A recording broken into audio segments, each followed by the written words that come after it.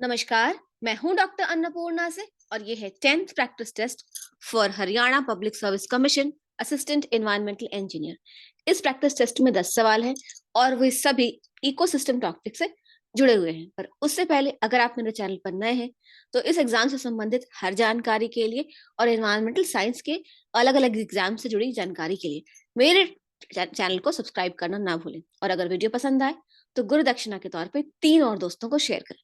Question number 1. What is photoperiod? The total length of the daily light period to which plants are exposed. B. The total length of annual light period to which plants are exposed. C. Total length of light period for which plants are exposed in a lifetime. या D. All of the above. तो photo period होता है total length of the daily light period to which plants are exposed. सही सही उत्तर है A. अगला सवाल question 2. Which of the following statements is true? अब इनमें से कौन सा सही है? The daily response of animals to light conditions is called circadian rhythm. ठीक है, तो डेली रिस्पॉन्स जो एनिमल्स का होता है लाइट कंडीशन की तरफ उसको सर्कैडियन रिदम कहते हैं। ठीक है, बी है annual response of animals to light is called circannual rhythm. B है कि एनुअल रिस्पॉन्स जो साल भर में जो एनिमल जो जानवरों का रिस्पॉन्स होता है लाइट की तरफ उसको सर्कैनुअल रिदम कहते हैं। C है the daily response of plants to light conditions is called circadian rhythm. The daily response of कि plants का जो daily response होता है light की तरफ उसको circadian rhythm कहते हैं। या D the annual response of plants to light conditions is called circannual rhythm कि जो साल भर में plant का response होता है light की तरफ growth में उसको कहते हैं circannual rhythm या E all of the above। तो इसका सही उत्तर है E, सभी सही हैं। सर्कैनुअल रिदम के बारे में, सर्कैडियन रिदम के बारे में जो भी यहाँ पर कहा गया वो सभी कुछ सही है। प्लांट्स का और एनिमल्स का भी लाइट की तरफ एक डेली रिस्पॉन्स होता है और एक एनुअल रिस्पॉन्स होता है। पूरे साल कैसी रोशनी मिले उनको उस पर उनका ग्रोथ कंडीशन डिपेंड करता है और रिस्पॉन्ड करते हैं वो। तो ये दोनों ही स्टेटमेंट्स एनिमल्स और प्लांट्स के बारे में सही है। ठीक है, सभी स्टेटमेंट सही। ठीक, question number 3. What is photokinesis? अब photokinesis क्या होता है? A. Speed of movement in lower animals regulated by light energy. B. Speed of movement in lower animals regulated by heat energy. या speed of movement in all animals regulated by sound. या D. None of the above. तो photo है और kinesis है। Photo मतलब light, kinetic energy मतलब movement. ठीक है, energy by virtue of movement.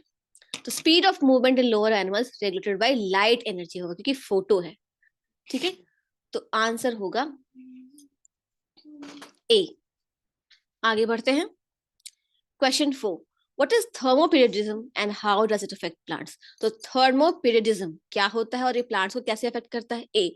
Response of plant towards diurnal temperature changes and it affects only plant germination. तो दिन और रात में जो टेम्परेचर का चेंज होता है प्लांट में उसकी तरफ जो प्लांट का रिस्पॉन्स होता है वो होता है थर्मोपीरियडिज्म और इससे सिर्फ जर्मिनेशन को फर्क पड़ता है। बी है response of plants towards diurnal temperature changes and it affects flowering कि दिन और रात में जो डायोडनल चेंजेस होते हैं टेम्परेचर के उसकी तरफ जो प्लांट का रिस्पॉन्स होता है वो होता है थर्मोपीरियडिज्म और वो फ्लावरिंग को अफेक्ट करता है, फूल खिलने के प्रोग्रेस को अफेक्ट करता है। ठीक, सी है response of plants towards diurnal temperature changes and it affects shoot development only. और सी में है कि डायोडनल टेम्परेचर जो चेंज होता है दिन और रात का प्लांट वो रिस्पॉन्ड करता है उससे और वो सिर्फ शूट डेवलपमेंट को अफेक्ट करता है। और डी है response of plants towards diurnal temperature changes and it affects root development only कि जो दिन और रात का टेम्परेचर चेंज होता है उसकी तरफ जो प्लांट का रिस्पॉन्स होता है वो होता है थर्मोपीरियडिज्म और ये रूट डेवलपमेंट को ही सिर्फ अफेक्ट करता है। सही उत्तर होगा B, response of plant towards diurnal temperature changes and it affects flowering. ये होता है थर्मोपीरियडिज्म कि गर्मी जो दिन और रात में जो टेम्परेचर का बदलाव होता है उसकी तरफ प्लांट का क्या रिस्पॉन्स होता है और उससे फ्लावरिंग फूल खिलने के टाइम को, प्रक्रिया को, कितने दिनों पर प्लांट फूल देगा, ये सब डिपेंड करता है। ठीक है, आगे question 5. Fecundity is a reproductive capacity of animals, B life span of animals, C both A and B या D none of the above.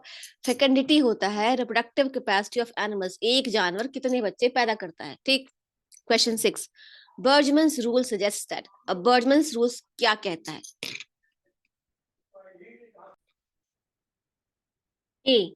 Temperature affects animal body size and relative proportion of various body parts. Hence, animals in colder regions have greater body sizes.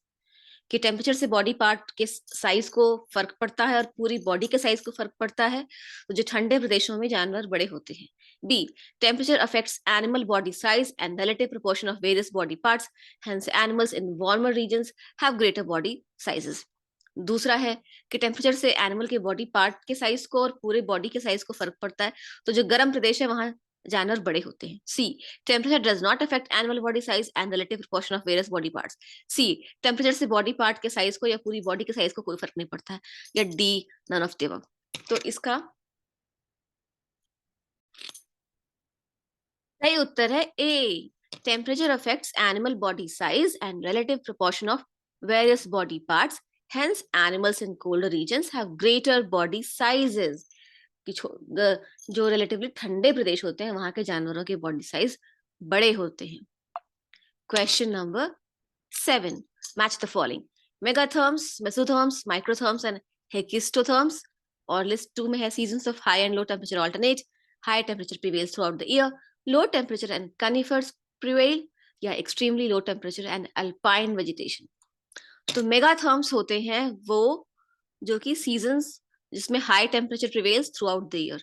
तो A का होगा 2 और B का होगा मेसोथर्म का होगा seasons of high and low temperature alternate. तो A का होगा 2 और बी का होगा 1.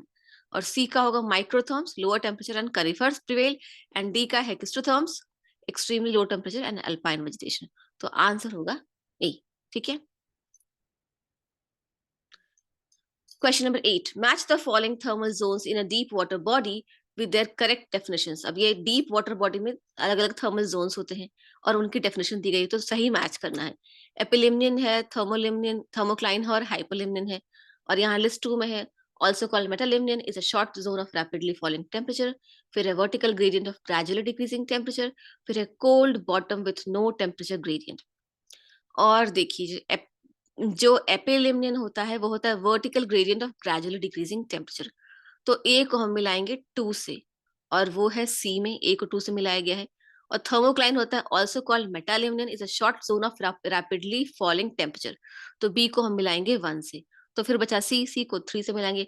हाइपोलिम्नियन, हाइपो मतलब नीचे, cold bottom with no temperature gradient. ठीक है. Answer is C.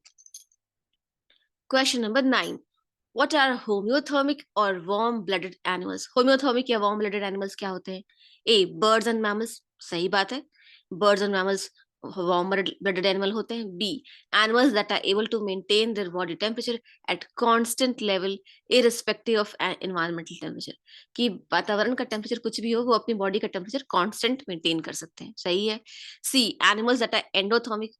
एंडोथर्मिक भी कहा जाता है वार्म ब्लडेड एनिमल्स को. एंडोथर्मिक, होम्योथर्मिक, वार्म ब्लडेड सब एक ही बात है. तो D all of the above. So correct answer is D. ठीक है. Question number 10. What are ectothermic animals. अब एक्टोथर्मिक एनिमल्स क्या होते हैं? A. Animals whose body temperature fluctuates with the environmental temperature. सच है. जैसे रेप्टाइल्स होते हैं. दीज आर आल्सो कॉल्ड पोइकिलो थर्म्स और कोल्ड ब्लडेड एनिमल्स. ये भी सही है.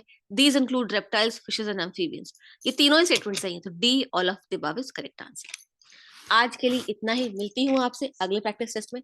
तब तक के लिए देखते रहिए मेरा चैनल. और अगर वीडियो पसंद आए तो गुरुदक्षिणा के तौर पे कम से कम 3 दोस्तों को जरूर शेयर करें. Thank you. जय हिंद, जय भारत.